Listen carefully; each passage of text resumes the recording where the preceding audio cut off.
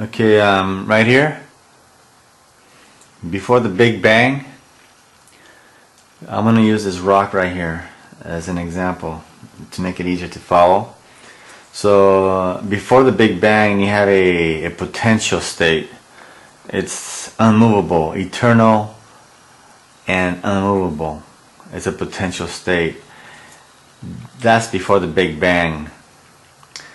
And what happens is, as the Big Bang occurs, the rock comes down here, and when it does, then this turns into kinetic energy. Okay? Kinetic equals movement.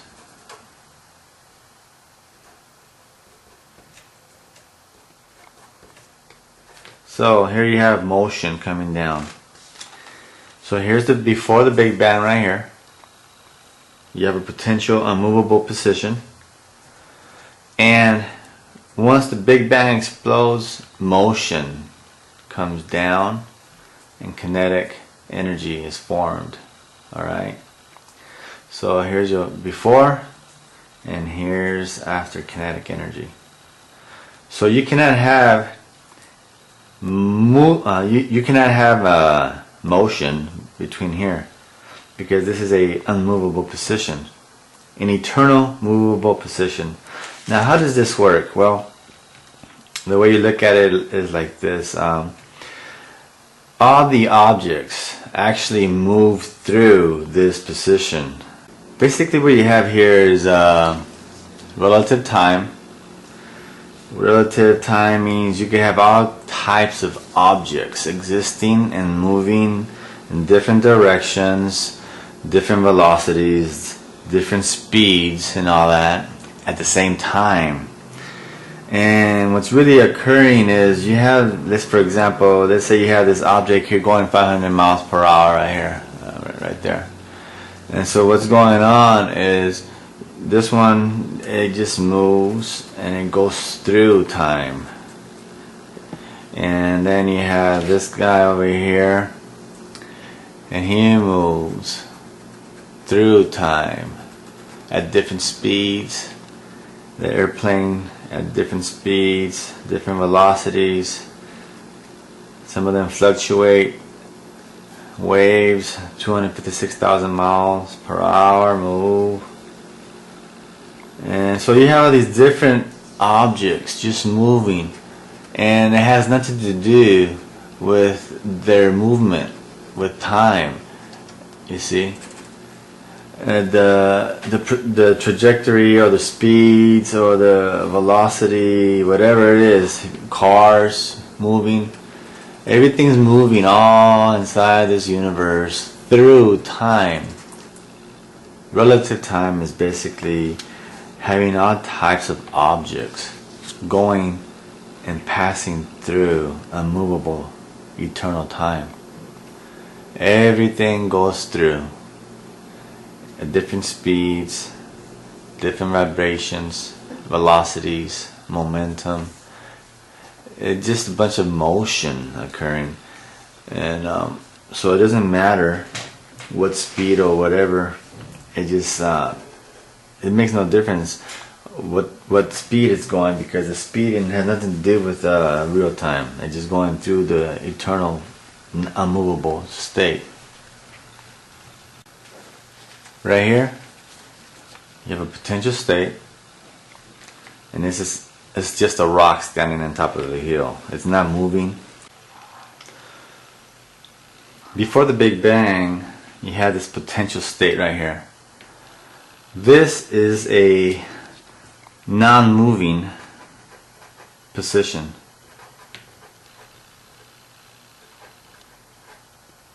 Okay? It doesn't move. Now, what happens is everything moves through it like that.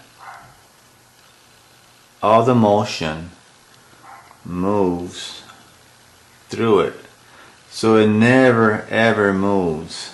That's your potential state. All objects move with different velocities, different speeds, different density. Some of them fluctuate. It doesn't matter. Some of them go backwards.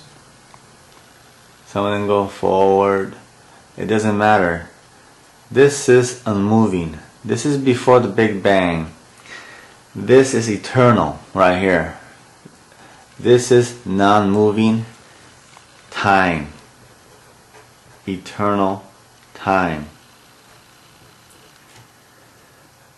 These objects that move, though, the objects that move through this state are existing within relative time. You can have a small, slow wave, turtle, ant, it doesn't matter, moving through here, through time. It doesn't move. The potential state right here, the conservation of energy. This is the potential state, PEI. Right there. Right. Right there. That's the Big Bang. Before the Big Bang right here. Before. Alright. Before Big Bang. Before the Big Bang, there's no dimensions. There's no time. There's no motion. There's only eternal time. Not relative time. The reason being is, once this potential state, this is an unmoving state, obviously. This is unmoving because there's no motion there. Eternal, non-moving time never moves. It's always constant. It doesn't move. This is before the Big Bang right here. So right here you have non-moving time. So right here is the before the Big Bang. There's no movement yet. All you have is eternal non-moving time. Okay, now what happens is when the Big Bang occurred, it created dimensions right there. And everything that began to move through time, which is not moving. So this non-moving time allows relativity to show different speeds, different objects to move slow or fast right through time.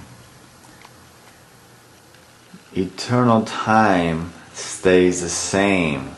Everything that occurs, all the motion that occurs, is going through non-material time, non-moving time. All of these are relative speeds. They're all different speeds, different fluctuations, different momentums, velocities. This is why you can have different types of speeds going through within the universe. Yet the act of motion is not time. This is just motion. That's all it is.